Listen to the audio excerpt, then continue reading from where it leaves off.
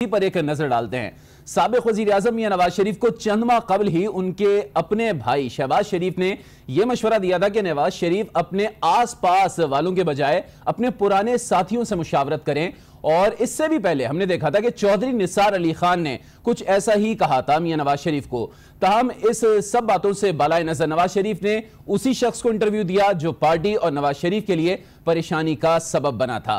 बहरहाल अब शहबाज शरीफ ने इस शख्स को दुश्मन करार दिया है जिसने नवाज शरीफ का इंटरव्यू करवाया है। तो आज हम इसी मौजू पर गुफ्तगू करेंगे, लेकिन साथ साथ यह भी जानने की कोशिश करेंगे कि नवाज शरीफ के मुतनाज़ा इंटरव्यू की बाज़ गश्त आइंदा आने वाले दिनों में क्या रंग लाएगी। बहुत अहम सियासत होने जा रही है क्योंकि इलेक्शन भी बहुत ज्यादा करीब है। आखिर वो कौन है जिसने ये काम करवाया है, क्योंकि शहबाज शरीफ कह रहे हैं यही वो शख्स है जो दुश्मन है मियां नवाज शरीफ का भी और मुस्लिम लीग नून का भी। साथ साथ हम ये भी बात करेंगे कि चूंकि कल फाइनल राउंड खेला जाना है कि निगरां वजीर आजम कौन होगा।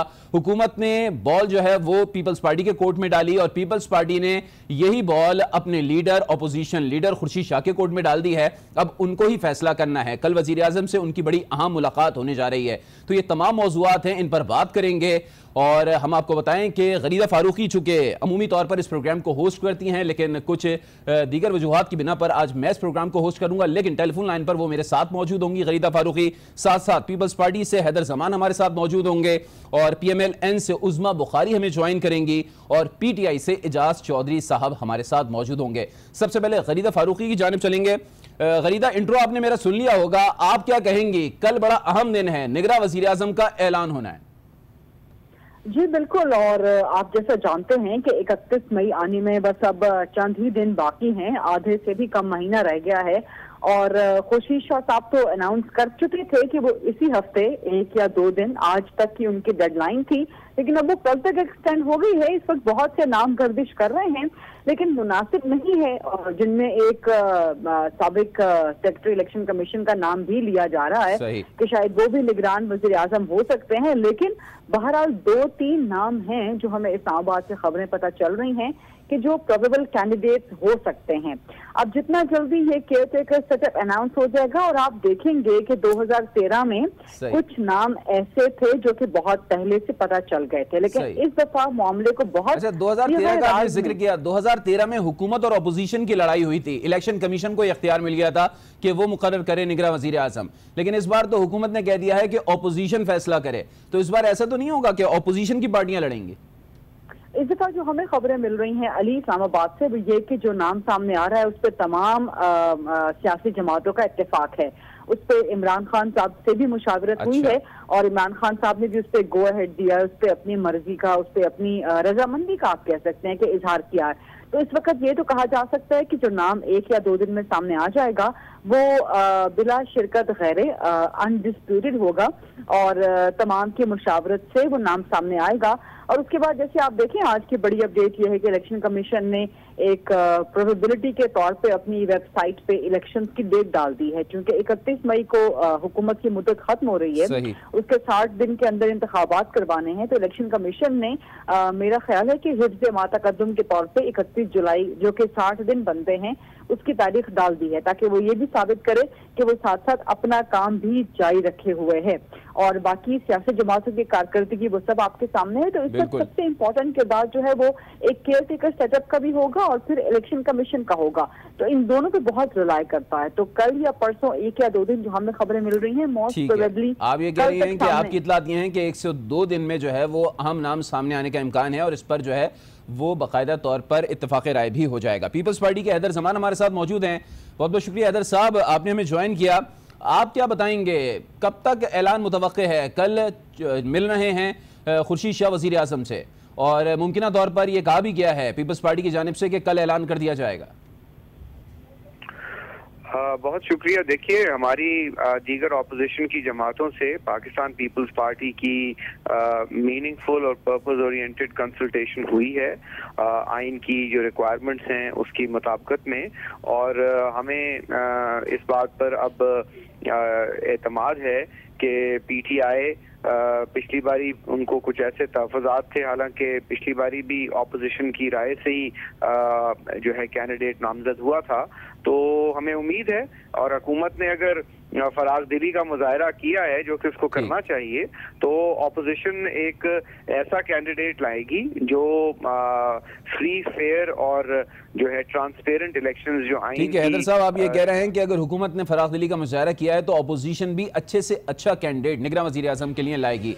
बहरहाल मुझे ब्रेक के लिए कहा जा रहा है, तो ब्रेक पर हम जाएंगे और ब्रेक के बाद जब वापस आएंगे तो इस पर भी बात करेंगे और उस अहम मौजू पर भी गुफ्तगू करनी है जिसमें शहबाज शरीफ को तलाश है उस शख्स की जिसने नवाज शरीफ का इंटरव्यू कराया है। तो हमारे साथ रहिए।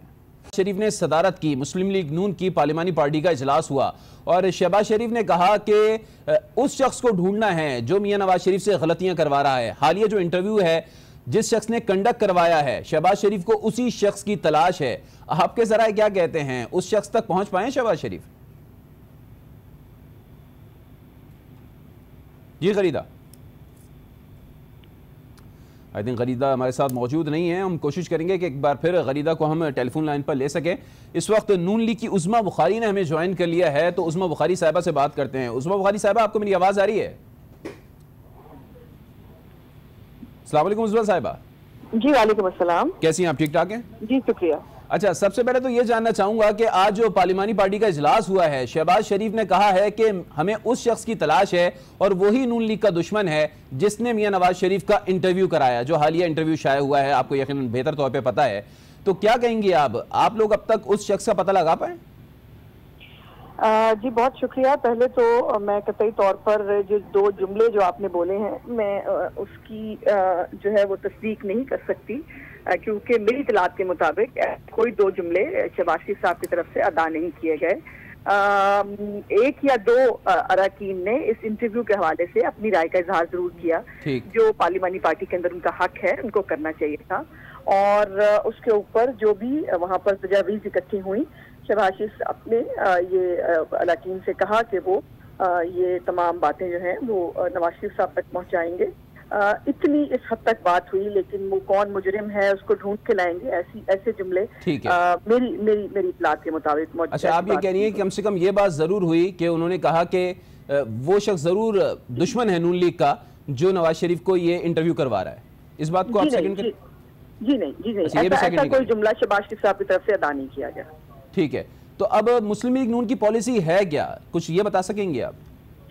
कि मुस्लिम लीग नून की पॉलिसी बड़ी क्लियर है। जो शहबाज शरीफ साहब ने आज कहा कि मियां साहब हमारे लीडर हैं और जो उनकी पॉलिसी है वही पूरी पार्टी की पॉलिसी है, और जो बातें वो कर रहे हैं, जो 70 साल की गलतियों की निशानदेही वो कर रहे हैं, यकीनन उस पर तमाम लोगों को सोचना चाहिए, तमाम अदारों को अपना अपना एहतसाब करना चाहिए। और ये जो एक नजर आ रहा है एक कोई ऐसी कार्रवाई कि इसके एक पार्टी को निशाना बनाया जा रहा है, उसको तोड़ने की कोशिश की जा रही है, हमारे मेंबर्स जो हैं उनको प्रेशराइज किया जा रहा है, ये सब कुछ नहीं होना चाहिए। ये हमारी पॉलिसी है। हम इलेक्शन की तैयारी कर रहे हैं और हमें एक लेवल प्लेइंग फील्ड चाहिए। जो हमने किया था, जो हमने वादे किए थे, जो हमारी परफॉर्मेंस है, हम उसके साथ लोगों के पास जाएंगे। और जो नवाज शरीफ साहब का नैरेटिव है वोट को इज्जत दो, वो हमारा पार्टी का स्लोगन है, उसके साथ हम लोगों के पास जाएंगे। और ये जो एक हमेशा एक साजिश बुनी जाती है, जो नवाज शरीफ साहब ने धरने के हवाले से भी कही कि जब से उनकी गवर्नमेंट आई थी उनको भेजने की कोशिश की जा रही थी, उसके ऊपर साजिशें की जा रही थी, कुछ चीजों का इजहार उन्होंने किया है, कुछ आने वाले दिनों में आप मजीद देखेंगे। तो ये हमारी पार्टी पॉलिसी बड़ी कैटेगोरिक है और तमाम लोग ऑन बोर्ड। ठीक है, चले, मैंने अभी तक जो बातें की आपने उसमें ज्यादातर कहा कि वो बिल्कुल गलत इतलात हम तक पहुंची हैं। एक इतला एक और पहुंची है कि नून लीग की पार्लिमानी पार्टी ने नवाज शरीफ के एस्टेब्लिशमेंट मुखालिफ सख्त मौकिफ के बाद अवामी राय पर इन्हिसार करने का उसूली फैसला किया है। ये सही है या गलत है? नहीं, देखिए, मुझे नहीं समझ में आ रहा है कि इसमें अवामी राय जो है उसमें लहदा क्या होगा। तमाम अरकान जो है वो अवामी राय के ऊपर ही जो है वो वोट लेते हैं। अवाम की राय बड़ी इंपॉर्टेंट होती है, लेकिन उसके साथ पार्टी पॉलिसी नहीं, एक परसेप्शन ये है कि शहबाज शरीफ का नैरेटिव जो है वो थोड़ा अलग है और मियां नवाज शरीफ का नैरेटिव बहुत ज्यादा सख्त है। तो जो मियां नवाज शरीफ का नैरेटिव है, तो जब आप अवामी राब्ता मुहिम शुरू करेंगे तो उसी नैरेटिव को अवाम तक पहुंचाएंगे? जी, हमारा नैरेटिव बड़ा क्लियर है और मैं नहीं समझती कि उस पर किसी को भी कोई दो राय है। हमारा नैरेटिव है, हमारे जो परफॉर्मेंस है वो, प्लस जो PMLN के साथ जो पिछले 5 साल में हुआ और जो 70 साल की एक पूरी कार्रवाई है मुंतखब अवामी नुमाइंदों के साथ इदारों की बालादस्ती के हवाले से, हमारा नैरेटिव ये है और हम इन्हीं चीज़ों के साथ जो है वो जाएंगे और इसमें कोई दूसरी राय नहीं है। दोनों ये तीनों चीज़ें हैं, इसके ऊपर पूरी पार्टी यकसू है। ठीक है, गरीदा भी हमारे साथ मौजूद है। गरीदा, आप क्या कहेंगी? जैसे कि उज़्मा बुखारी साहबा कह रही हैं हमारा नैरेटिव क्लियर है, हम वोट को इज्जत दिलवाने के लिए अवाम के पास जाएंगे। जी बिल्कुल, नैरेटिव तो इनका बहुत क्लियर है, जो कि इनकी अपनी पार्टी के दरमियान भी नजर आ रहा है। आज पार्लिमानी पार्टी में जिस तरह से इख्तलाफात सामने आए हैं उसमें जितना भी इसको दबाने की कोशिश करें, लेकिन एक चीज वाज़ेह है कि शहबाज शरीफ साहब ने आज खुलकर बोल दिया कि नवाज शरीफ साहब का दुश्मन कौन है और खुल के उन्होंने अपने, लेकिन उस्मा साहिबा कह रही हैं ऐसा कुछ नहीं है। मेरा ख्याल है कि उस्मा साहिबा बड़ा काफी हम्बल खातून हैं और बड़ी डेडिकेटेड वर्कर हैं और इन जैसा जो भी डेडिकेटेड वर्कर होगा, जो भी नजरियाती कारकुन होगा, नजरियाती रहनुमा होगा, वो यही चाहेगा कि इख्तलाफात की खबरें ज्यादा बाहर तक आए नहीं, ज्यादा फैले नहीं। लेकिन बहरहाल ऐसा मामला है नहीं, वहाँ पर इख्तलाफात सामने आए हैं।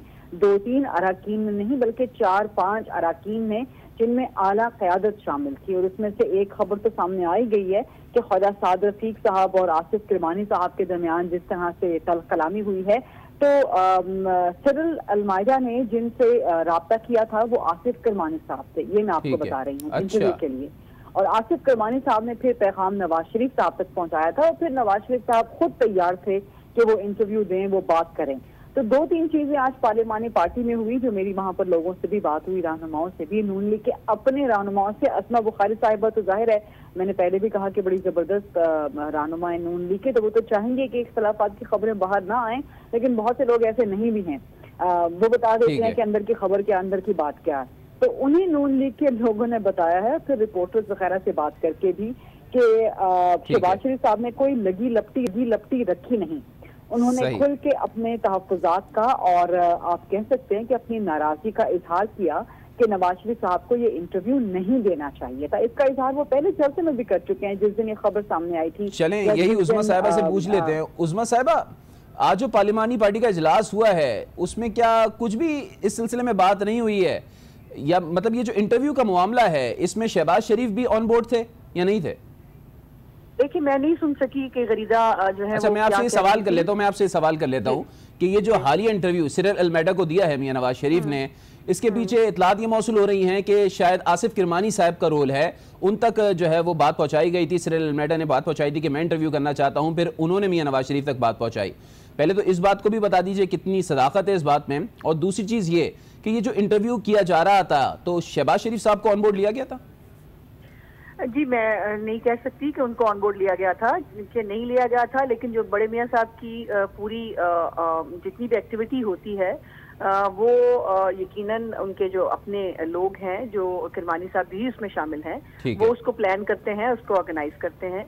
लेकिन ये जो जिस इंटरव्यू को बुनियाद बनाकर एक कंट्रोवर्शियल मीनिंग देने की कोशिश की जा रही है, आज इस पार्लिमानी पार्टी में बड़ा कैटेगोरिकली ये कहा कि इसके ऊपर जिन लोगों ने प्ले करने की कोशिश की, इंडियन हमें तो जो गद्दारी के सर्टिफिकेट दे रहे हैं, एक्चुअली वो इंडिया के मफाद को टो कर रहे हैं। ठीक है, जो इंडिया कह रहा है ये सब लोग वो बोल रहे हैं। नवाज शरीफ साहब ने बड़ी नेक नियति के साथ उन्होंने वही बातें की जो आज से पहले कई लोग कर चुके हैं, वो असद दुरानी साहब हो, इवन परवेज मुशर्रफ हो, इमरान खान साहब खुद ऑन रिकॉर्ड, उनके बहुत सारे इंटरव्यूज मौजूद हैं जिसमें वो नॉन स्टेट एक्टर्स के बारे में बात कर रहे हैं। तो नवाज शरीफ साहब ने भी उसी पर आए में बात की, लेकिन उनको इस वक्त, जैसे मैंने पहले भी कहती हूँ कि ये तीसरा फेज है हमारा, पहले करप्शन, उसके बाद काफिर, और अब जो गद्दारी का सर्टिफिकेट है वो हमें बांटने की कोशिश की जा रही है। लेकिन मैं समझती हूँ कि हमें किसी से गद्दारी का और सादा सा सवाल मैं सिर्फ इतना करना चाह रहा हूँ, ठीक है, आप ये जो अपनी बात कर रही हैं, आपकी गुफ्तगू अपनी जगह, क्या जो मियां नवाज शरीफ इंटरव्यू में कह रहे हैं और उसको सेकंड मरियम नवाज साहिबा कर रही हैं, तो क्या दीगर लोग भी उसको सेकंड कर रहे हैं, मियां शहबाज शरीफ या दीगर लोग? जी सब लोग, मियां साहब, एक ही हमारी पॉलिसी और एक ही पार्टी की लाइन होती है, सब लोग उसको सेकंड करते हैं, लेकिन जो मीनिंग्स उसको दिए जा रहे हैं वो हर बंदा अपनी तरफ की मीनिंग्स देने की कोशिश कर रहा है और उसकी इंटरप्रिटेशन कर रहा है। यही खाकान अब्बासी साहब ने कहा, यही शहबाज शरीफ साहब ने कहा इंटरव्यू के कि जो मानी बनाए जा रहे हैं, उस्मा साहिबा वेरी सेकंड डे इंटरव्यू के मरियम नवाज साहिबा ने जो है उसको सेकंड किया, उसको इंडोर्स किया इस इंटरव्यू को। शहबाज शरीफ ने खिताब में कहा कि सियाको सबाक से हटकर पेश किया गया। तो ये दो अलग अलग आरा सामने आएंगे। जी मैं भी यही कह रही हूँ कि यही खाकान अब्बासी साहब ने कहा, यही शहबाज शरीफ साहब ने कहा कि जो जिस तरह मतलब जो नॉन स्टेट एक्टर्स के बारे में इस मुल्क में हमेशा सबकी राय रही है, नॉन स्टेट एक्टर्स जो हैं उनको हमारे मुल्क की जमीन इस्तेमाल नहीं करनी चाहिए, यही बात नवाज शरीफ साहब ने कही है, लेकिन इसकी इंटरप्रिटेशन और इसको अपने अपने मानी लोग दे रहे हैं, जिसकी जो है वो उन्होंने उसको हाईलाइट किया। गरीदा लोग अपने अपने मायने दे रहे हैं। उस्मा बुखारी साहिबा कह रही हैं नवाज शरीफ के इंटरव्यू को लोग अपने अपने मायने दे रहे हैं। वो तो वही बात कर रहे हैं जो माजी में भी कई लोग कहते रहे। अली ये सवाल आप मुझसे कर रहे हैं? जी जी आप ही से करो गरीदा। जी बिल्कुल, ये नून लीग वाले उसी वक्त से जिस दिन से ये इंटरव्यू छपा है, बल्कि जिस दिन से फिर स्पेशली रद्द-ए-अमल सामने आया है, तो जाहिर है डिफेंड तो करना है, इनके ताहियात कायम है, इनकी अपनी जमात है, लेकिन बहरहाल जो एक बिल्कुल वाज़े मतलब नवाज शरीफ साहब के बयानात में से, उनके स्टेटमेंट में से निकल रहा है, वो हम गुज़श्ता एक हफ्ते से मेरा ख्याल है कि समझाने की कोशिश कर रहे हैं, लेकिन जाहिर है ये सियासी कारकुन हैं, सियासी रहनुमा हैं, इन्हें अपनी सियासी जमात को डिफेंड करना है। फिर इलेक्शन भी सर पे आ रहे हैं, ये कोई भी जाहिर है डिफेक्शन का, ये कोई भी दरार का ऑप्शन नहीं देना चाहते, कोई तासुर नहीं देना चाहते, लेकिन दो तीन चीजें बहुत वाज़ेह हैं कि नवाज शरीफ साहब जब, और वो 3 बार के वज़ीर आज़म हैं, वो कोई जनरल असद दुरानी नहीं है, वो कोई जनरल हमीद गुल नहीं है, वो कोई जनरल मुशर्रफ नहीं है, वो कोई इमरान खान नहीं है, वो 3 बार के वज़ीर आज़म है और वज़ीर आज़म होने के नाते इस रियासत पाकिस्तान के बहुत से अहम राजों के वो अमीन रहे हैं, जिसका उन्होंने हलफ उठा रखा है। और हलफ बिल्कुल वाज़ेह अंदाज में है कि मेरे नॉलेज में बतौर वज़ीर आज़म जो भी बात लाई जाएगी मैं उसको डिस्क्लोज नहीं करूंगा उस वक्त तक के जब तक कि वो बतौर वज़ीर आज़म मेरी जिम्मेदारियां अंजाम देने के लिए जरूरी ना हो। तो सिर्फ बतौर वज़ीर आज़म ही कुछ राज वो अफशा कर सकते हैं, वो भी उस सूरत में जब उन्हें अपनी जिम्मेदारियां अंजाम देने का मामला दरपेश हो। सिर्फ माजिया को इंटरव्यू देते हुए नवाज शरीफ साहब ना तो वज़ीर आज़म थे और ना ही कोई सरकारी जिम्मेदारियां अंजाम देने का कोई भी बार उन पे मौजूद था। ठीक है गरीदा, आप हमारे साथ मौजूद रहिए। उस्मा बुखारी साहिबा भी हमारे साथ मौजूद नहीं। ये बड़ा आपने रेस किया है कि जिस तरीके से नून लीग प्रिटेंड कर रही है कि सिर्फ मियां नवाज इजलास में हुई, जो अंदर की खबरें सामने आ रही हैं। बहरहाल इस वक्त पाकिस्तान पीपल्स पार्टी के रहनुमा हैदर जमान कुरैशी साहब एक बार फिर हमारे साथ मौजूद हैं। हमारे साथ नून लीग की उस्मा बुखारी मौजूद हैं और गरीदा फारूकी जो इस प्रोग्राम की रेगुलर होस्ट हैं वो भी मौजूद हैं। तो हैदर जमान कुरैशी की जानिब सबसे पहले चलेंगे। हैदर साहब आप क्या कहेंगे? अब मुस्लिम लीग नून ने क्लियर अपना नैरेटिव दे दिया है कि आने वाले दिनों में नवाज शरीफ का बयानिया ही अवाम के दरमियान लेकर जाया जाएगा और उसी की बिना पर वोट मांगे जाएंगे। देखिए, आपने जो इससे पहले सेगमेंट में जो बातचीत हुई और जो गरीदा की इतलात हैं और जो उन्होंने पार्लियामेंट्री पार्टी के हवाले से कुछ अंदरूनी कहानी बयान की है, मैं समझता हूं कि वो हकायक के बिल्कुल जो है मुताबिक है और उज़्मा साहिबा यकीनन जो उनका मौक़िफ़ है उन्होंने दिया है, लेकिन कतई नज़र इस बात के कि उनके ख्याल में ऐसी कोई बात नहीं हुई तो उस पर कॉमेंट करना बेसूद होगा कि हुई है या नहीं हुई। लेकिन 2-3 चीज़ें बड़ी वाज़ेह हैं और पिछले चंद माह से, इससे पहले कि शहबाज शरीफ साहब मुस्लिम लीग के सदर बने, आपको पता है कि पिछले साल के एंड से लेके और इस साल के शुरुआत में वो पहले प्राइम मिनिस्टर के कैंडिडेट भी नॉमिनेट हुए, फिर उनको सदारत के लिए 2-3 माह का इंतजार करना पड़ा। देखिए, बयानिया जो है वो मियां नवाज शरीफ का बिक रहा है या वो ऑर्केस्ट्रेट हो रहा है या मरियम नवाज साहिबा उसको स्पेयर हेड कर रही हैं, इसमें किसी को कोई कंफ्यूजन नहीं होनी चाहिए, पहली बात। दूसरी बात यह है कि मियां शहबाज शरीफ ने लाहौर में ऐवान इकबाल में भी खड़े होकर कहा कि आप जो हैं अपने हवारियों से बचें और उन लोगों से मशावरत करें जो पुराने साथी हैं, और वो बारहा अपना एक मौक़िफ़ रखते हैं और ये सिग्नल देने की कोशिश करते हैं ना जाने किसको कि जी मैं तो बिल्कुल वो बात को एंडोर्स नहीं करता, लेकिन अंदरूने खाना बिल्कुल शरीफ खानदान में कोई तफरीक नहीं है, बिल्कुल एक ही पॉलिसी है। एक hot and cold, hot blow कर रहा है, दूसरा कोल्ड ब्लो कर रहा है, और एक ने कैरेट पकड़ी हुई है, एक ने स्टिक पकड़ी हुई है। मकसद क्या है? मकसद ये है कि किसी न किसी तरीके से जो बयानिया है उसको और तसादुम को इतना बना दिया जाए कि कोई हमें रिस्पाइट मिल जाए, कोई हमें एनआरओ मिल जाए या कोई ऐसी डील मिल जाए। लेकिन इस वक्त जो चीजें जिस तरह जा रही हैं, माजी में जिन लोगों ने जो बात की सो की होगी, लेकिन डॉन लीक जो है वो किसी ने इनके मुंह में स्पून तो नहीं दिया था कि आपने सिरल के जरिए ये लीक करवानी है, सारी दुनिया को, पूरे मीडिया को पता है। इसी तरीके से इस खसूसी सहाफी को और इसी खसूसी अखबार को क्यों चुना गया और उनको खसूसी तरीके से मुल्तान लाकर एविएशन डिवीजन से लेटर जाता है कि इसको वीवीआईपी तरीके से लाना है और इंटरव्यू करवा के वापस फ्लाइट पे चढ़ा देना है। देखिए, कोई इनको गद्दार नहीं कहता और हम नहीं समझते, हमारी पार्टी का ये मौकफ नहीं है कि हमें किसी को भी गद्दार के सर्टिफिकेट देने चाहिए। इसका इस्तेहकाक जो है वो बहुत लिमिटेड टाइम में इस्तेमाल होना चाहिए। और हैदर साहब, आपका ये सवाल बड़ा अहम है, क्यों दोनों बार एक ही अखबार और एक ही सहाफी? तो बहरहाल उस्मा बुखारी साहिबा की जानिब चलेंगे और उनसे ये सवाल करेंगे। उस्मा साहिबा, हैदर जमान साहब कह रहे हैं क्यों ऐसा हुआ, पहले भी वही अखबार वही सहाफी, इस बार भी वही अखबार वही सहाफी। और जैसे कि गरीदा कह रही हैं कि आप लोग बार बार ये कह रहे हैं कि मियां नवाज शरीफ ने कोई नई बात नहीं की, तो मियां नवाज शरीफ जो है वो 3 बार के वजीर आजम हैं, 3 दफा पाकिस्तान के वजीर आजम रहे हैं। रहमान मलिक साहब ने बोला या किसी दीगर फौजी ने बोला तो वो पाकिस्तान का 3 दफा वजीर आजम नहीं रहा। वजीर आजम की बात की बड़ी अहमियत होती है। जी, आप दुरुस्त कह रहे हैं ना कि बड़ी हैरत की बात है। रहमान मलिक साहब ने कोई अपनी जाती हैसियत में तो कुछ नहीं कहा, वो वजीर दाखिला थे पाकिस्तान के। शहरी रहमान साहबा जो है वो वजीर इतलात थी पाकिस्तान, हुकूमत पाकिस्तान की। असद दुरानी साहब जो है वो नेशनल सिक्योरिटी एडवाइजर थे उस वक्त गवर्नमेंट के। परवेज मुशर्रफ साहब खुद एडमिट कर चुके हैं प्रोग्राम्स के अंदर एज जो है वो सदर पाकिस्तान भी और आर्मी चीफ भी, वो कहते हैं कि ये हमने बनाए थे ये सब नॉन स्टेट एक्टर्स। तो कौन सी बात नहीं कह दी है इसके अंदर, जो जैसे मैंने पहले कहा कि उन्होंने, देखिए हमारी खारजा पॉलिसी का भी यही जो है वो स्टांस है कि पाकिस्तान की सरजमीन किसी दूसरे मुल्क के दहशतगर्दी के लिए इस्तेमाल नहीं होनी चाहिए। आपका नेशनल एक्शन प्लान भी यही कहता है, नवाज शरीफ भी यही कह रहे हैं। मुझे समझ में नहीं आता कि इसमें ह्यूमन क्राई किस चीज का है। ये एक पूरा थ्योरी है कि पहले कोशिश की पनामा के अंदर से कुछ निकालें, जब उससे कुछ हासिल नहीं हुआ फिर एक खत्म नबूवत का इशू निकाल के लेके आए। जब उससे अभी आप अवामी ताकत को जो है वो उनसे अलग नहीं कर सके नवाज शरीफ साहब से, फिर ये गद्दारी के सर्टिफिकेट बांटने शुरू कर दिए। और अफसोस की बात यह है, मेरे लिए तकलीफ दे बात यह है कि पीपल्स पार्टी जिसको जो हमेशा जो है वो प्रोग्रेसिव अप्रोच की मालिक थी इस हवाले से, जो हमेशा नॉन स्टेट एक्टर्स के खिलाफ बात करती थी, जो हमेशा पाकिस्तान की सरजमीन को जो है वो पाक रखने की बात करती थी, आज वो भी गद्दारी के सर्टिफिकेट बांट रहे हैं। आज वो भी मतलब दूसरे को गद्दार कर रहे हैं। तो ये हमें किसी से मुहब्बल वतनी का भाई सर्टिफिकेट नहीं लेना। हमने जो किया है और जो हम गद्दारी का सर्टिफिकेट नहीं बांट रहे हैं, में कह रहे हैं हम चाहते हैं पाकिस्तान जो है वो उसके अंदर भी दहशतगर्दी नहीं होनी चाहिए और पाकिस्तान को की सरजमीन को इस्तेमाल भी नहीं होना चाहिए, और ये सब कह रहे हैं। सही। अच्छा, अब जरा इस पर भी तो रोशनी डालिए ना कि हर बार यही क्यों है? दोनों दफा हमने देखा सेम अखबार सेम सहाफी।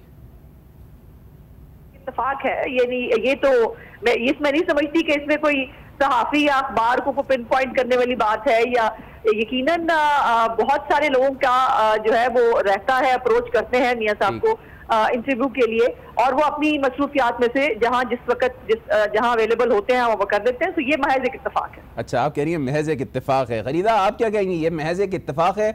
दोनों बार एक ही अखबार एक ही सहाफी? ये गरीदा, शायद गरीदा हमारे साथ मौजूद नहीं है, लाइन ड्रॉप हो गई है। हैदर जमान साहब, आप इस पर कमेंट कीजिएगा, दोनों दफा एक ही अखबार एक ही सहाफी। शायद मेरी बात उनको आवाज नहीं आ रही थी या क्या? हमने तो नहीं कहा, हम तो बिल्कुल इसके खिलाफ हैं, हम तो गद्दारी के सर्टिफिकेट बिल्कुल नहीं दे रहे, लेकिन हम ये कह रहे हैं कि ये जो इररिस्पॉन्सिबल स्टेटमेंट्स हैं, और आप जब ये कहते हैं और अगर आपको ये यकीन है कि आपने ये कहा कि we should not allow terrorist to go from here and kill 150 people, तो हमें हमारे वजीर आजम साहब का वजीर आजम को ये भी कहना चाहिए था कि नेशनल सिक्योरिटी कमेटी की मीटिंग में जो मौजूदा वजीर आजम है, क्या उन्होंने ये डिस्कस किया कि कुलभूषण यादव भी भारत को नहीं भेजना चाहिए, उनका नेवी का अफसर है। कहा ये कि भारत के जो काउंसलेट्स हैं अफगानिस्तान में, जो वहां से इंट्रूड करके पाकिस्तान को डिस्टेबलाइज कर रहे हैं, भारत को स्टेट एक्टर और नॉन स्टेट एक्टर, भारत के लोग जो है या बाशिंदे यहाँ आकर जो खून की होली खेलते हैं, उनको भी ये काम नहीं करना चाहिए। तो अगर आपने नॉन स्टेट एक्टर्स का बयानिया ही बताना है, अगर आपने अपने ही लोगों को और अपनी अफवाज को और अपने लोगों को कंडेम करना है, डिमीन करना है, और ऐसे मुल्क में ऐसे वक्त पे जबकि पूरी दुनिया अक़वाम आलम आपको प्रेशराइज कर रही है, आपको कह रही है डू मोर, तो आप पहले ये कह रहे हैं कि जनाब हमने यहाँ पे कोई पनाहगाहें बनाई हुई हैं नॉन स्टेट एक्टर्स। भाई नॉन स्टेट एक्टर्स किस मुल्क में नहीं होते? आप शिन फेन को उठा लें, आप IRA की जो मूवमेंट उठा लें, आप दुनिया की मूवमेंट उठाएं, कई ऐसे लोग हैं। अच्छा हैदर साहब, अब ये बताइएगा ना, इल्जामात मुसलसल लग रहे हैं जब से ये इंटरव्यू सामने आया है और मुसलसल नून लीग जवाब भी दे रही है। अब इलेक्शन आने वाले हैं, कल या परसों निगरां वज़ीर आज़म भी आ जाएगा, असेंबलियां भी इस माह के आखिर में तहलील हो जाएंगी, फिर इलेक्शन कैंपेन भी आनी है, इलेक्शन भी होने हैं। तो क्या पूरी इस प्रोसेस में हम देखेंगे यही कुछ होता रहेगा, इल्जामात लगते रहेंगे, इल्जामात की सफाइयां आती रहेंगी, या कुछ मंशूर की सियासत भी होगी? क्योंकि पिछले कई अरसे से हम देख रहे हैं मंशूर की सियासत तो नापैद हो चुकी है। अली देखें, बात यह है, बिल्कुल आपने बड़ी अहम बात की। पाकिस्तान पीपल्स पार्टी के चेयरमैन तो जो हैं वो हर जलसे में ये कह रहे हैं कि एक जो है वो रोना डाल रहा है कि मुझे क्यों निकाला, और एक बनी गाला से बैठ के जो है अपनी बात करता है कि मैं किसी न किसी तरह वजीर आजम बनूं। इस मुल्क और कौम के जो आम के मसाइल हैं, टेररिज्म है, फॉरेन पॉलिसी इशू है, मेल्ट डाउन ऑफ इकोनॉमी है, इनके ऊपर तो बात कोई नहीं कर रहा सिवाय पाकिस्तान पीपल्स पार्टी के। किसान की कोई बात नहीं कर रहा, मजदूर की बात कोई नहीं कर रहा, पावर लूम्स की कोई बात नहीं कर रहा, नौजवानों की बेरोजगारी की बात कोई नहीं कर रहा। तो हम ये समझते हैं लोड शेडिंग की बात नहीं, एनर्जी क्राइसिस है। आप देखिए कि सीपैक के समरात नहीं मिल रहे, आपकी एक्सपोर्ट्स नीचे जा रही हैं, आपका 47 अरब डॉलर का आपने कशकोल उठा लिया सिर्फ 4 सालों में, अनप्रेसिडेंटेड आपकी बोरोइंग हो गई है, 1.1 ट्रिलियन का सर्कुलर डेट आपने एड ऑन कर लिया है, यानी सत्यानाश कर दिया आपने इकोनॉमी का, उस पर कोई बात नहीं कर रहा। किसान को बर्बाद कर दिया है, यानी 2013 में गंदम का रेट 1200 था, 2018 में 1300, और वो भी उसको नहीं मिल रहा। आलू का काश्तकार है, गन्ने का काश्तकार है, इसी तरीके से लेबर है। आपने मिनिमम वेज रेट को टच नहीं किया 2 साल से, आपने लोगों को बेड़ा गर्क कर दिया है, उनकी लाइफस्टाइल को उड़ा के रख दिया आपने, वो उनको बेगर्स बना दिया आपने। इस पे तो कोई बात नहीं कर रहा। उनको पड़ी हुई है कि पनामा, और उसके बाद मैं बाहद एहतराम उसमें ये पूछना चाहता हूँ, मुझे ये बताएं ना कि ये पाकिस्तान पीपल्स पार्टी ने कहा था कि आप आके कहें अल्हम्दुलिल्लाह हमारे फ्लैट है, या हमने इनको कहा था कि सुप्रीम कोर्ट में जाएं और मुकदमा लड़े? अब सुप्रीम कोर्ट ने एक फैसला दे दिया ना 62(1) में, आपको नाअहल कर दिया। अब आप साबिक और अमीन नहीं है। हम दुनिया को ये बताना चाहते हैं कि साबका प्राइम मिनिस्टर जो है 3 बारी के, वो अब साबिक और अमीन नहीं है। आप उनके मुंह से जो भी निकला हुआ लफ्ज है, चाहे वो नॉन स्टेट एक्टर्स के मुतल्लिक हो, वो गलत है, वो गलत बयान कर रहे हैं, क्योंकि पाकिस्तान की 10 साल से स्टेटेड पॉलिसी है कि हम इस किस्म के वाकयात को बिल्कुल कंडेम करते हैं और हम इसके खिलाफ। गरीब, आपकी तरफ आना चाहूंगा, आप जरा इस बात पर रोशनी डालिएगा। पिछले कई अरसे से हम ये बात देख रहे हैं, मैंने हैदर जमान साहब से भी सवाल किया कि हम देख रहे हैं कि हर पार्टी एक दूसरे की मुखालफत कर रही है, और वो ज्यादातर मुखालफत जो हो रही है वो खारजा पॉलिसी के हवाले से हो रही है कि भारत के साथ ताल्लुकात कैसे हैं, अमेरिका के साथ ताल्लुकात कैसे हैं, एक दूसरे को गद्दार करार दिया जा रहा है, या फिर इस्लामिक क्लॉजेज लगाई जा रही हैं। ये आने वाली जो सियासत है, जो खासतौर पर अगले इलेक्शन के हवाले से जो कुछ सियासत होनी है, इस माह के आखिर में असेंबलियां तहलील हो जानी है, निगरां हुकूमत आ जानी है, फिर यकीनी बात है इलेक्शन कैंपेन चलाई जाएगी, तो यही कुछ हम देखेंगे कि जो जलसे हो रहे होंगे, डायसों से इल्ज़ामात लग रहे होंगे, मजहब के हवाले से लग रहे होंगे, खारजा पॉलिसी के मैदान में इल्ज़ामात लग रहे होंगे, मंशूर की सियासत नापैद दिखाई देगी।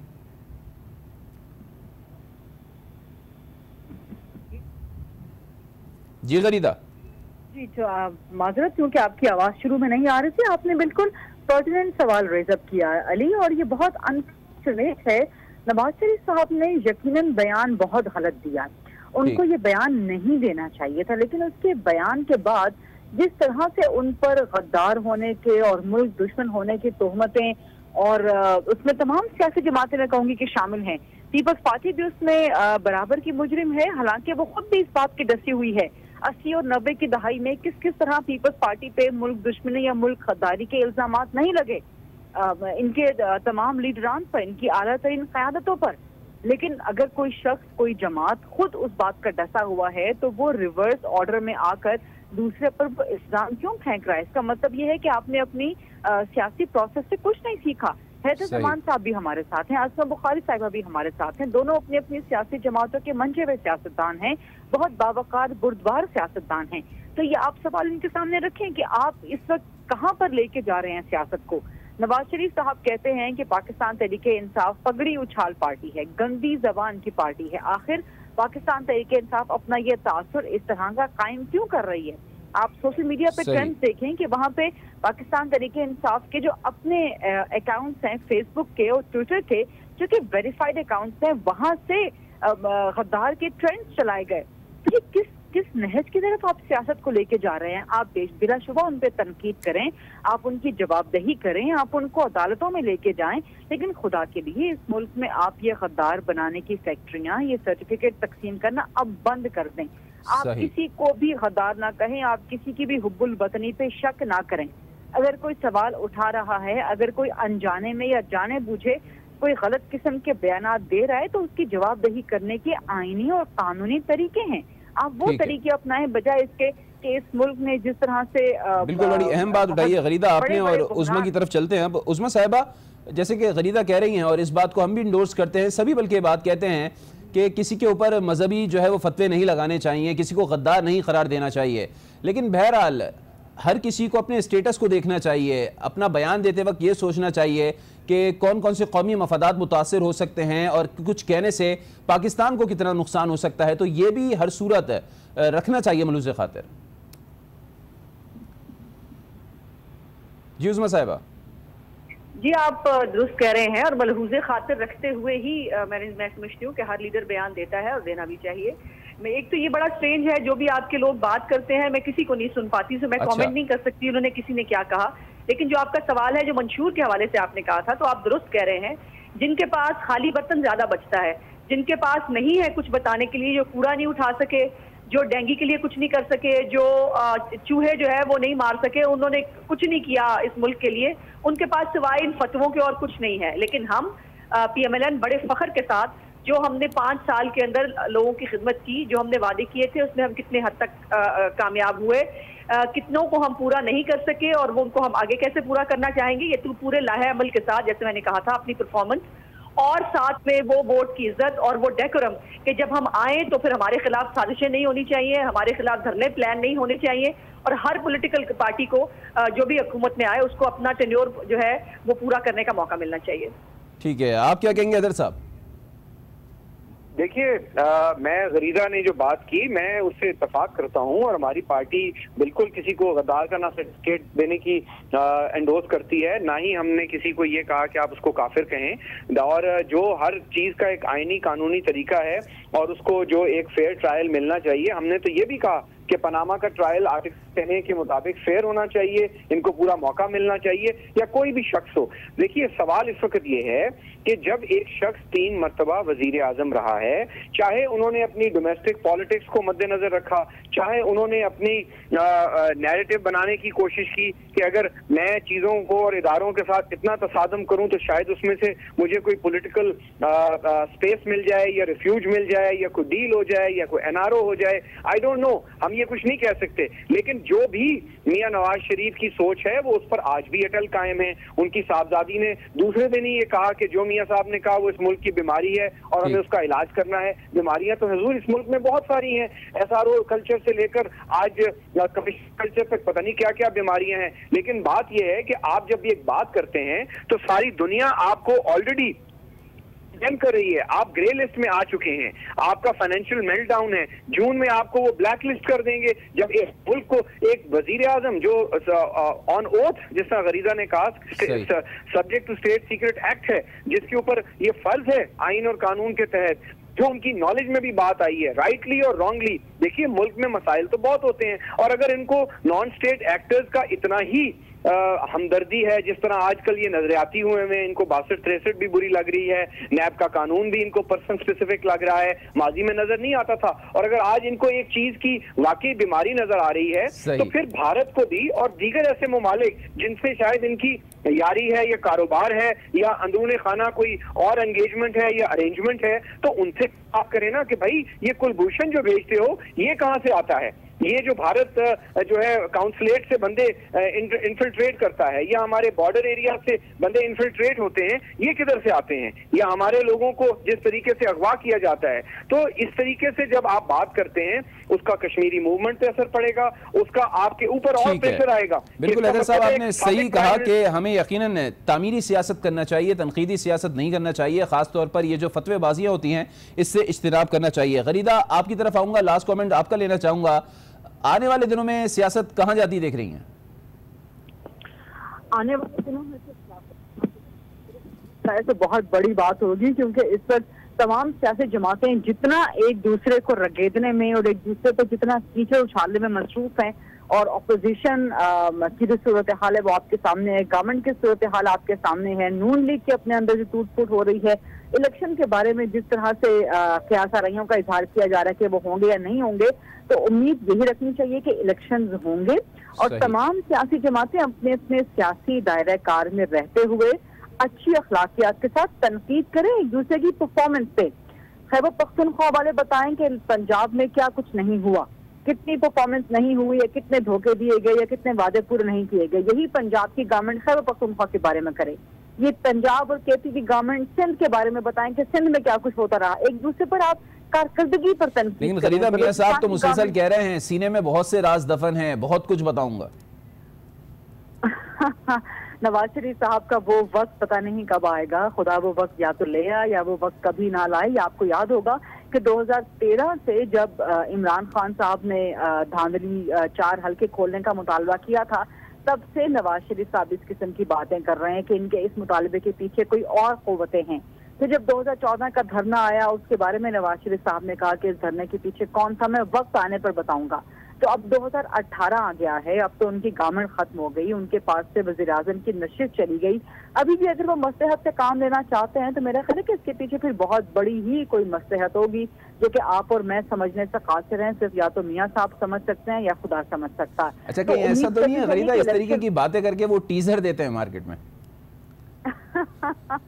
इससे बड़ा टीजर और क्या मिलेगा? जो आपने अभी डॉन लीग्स पार्ट 2 देख लिया है, जो मुंबई हमलों के बारे में, इससे बड़ा टीजर मेरा ख्याल है कि खुदा न करे कि और कोई आए, क्योंकि इससे सियासी अमल को, जमहूरी अमल को नुकसान पहुंचने को अंदेशा होता है। जरदारी साहब की सियासत से आप लाख इख्तलाफ कर सकते हैं, आप लाख बुरा भला कह सकते हैं। जरदारी साहब को करप्शन की कहानियां भी बहुत हैं सिंध में, जरदारी साहब के हवाले से बहुत कहानियां ज़बानी से आम है। लेकिन एक चीज का आपको जरदारी साहब को क्रेडिट देना पड़ेगा कि उन्होंने सर झुकाकर कम से कम सियासी और जमहूरी अमल को तक़वियत बख्शी और उन्होंने कहीं ना कहीं कॉम्प्रोमाइज किया, क्योंकि यही एक सियासतदान की खूबी होती है। एक सियासतदान को यही सिखाया जाता है कि जब उसने डट जाना है उसूलों पे तो डट जाना है, और जहाँ कुछ मामला तो उसने कॉम्प्रोमाइज करना है, मोम की तरह नरम हो जाना है, तो वो भी उसको सीखना आना चाहिए। ये नहीं कि वो दीवार के साथ टकरे मारता फिरे, अपना सर भी जख्मी करे और अपने आसपास वालों को भी जख्मी करता फिरे। तो बहुत शुक्रिया गरीदा, आप चूंकि वक्त इख्तिताम को पहुंचा है, आपका बहुत शुक्रिया। और पीपल्स पार्टी से हैदर ज़मान कुरैशी हमारे साथ मौजूद थे। हैदर साहब आपका भी बहुत शुक्रिया। PMLN से उज़मा बुखारी साहिबा हमारे साथ मौजूद थी, आपका भी बहुत शुक्रिया। और फीडबैक का आपका इंतजार रहेगा।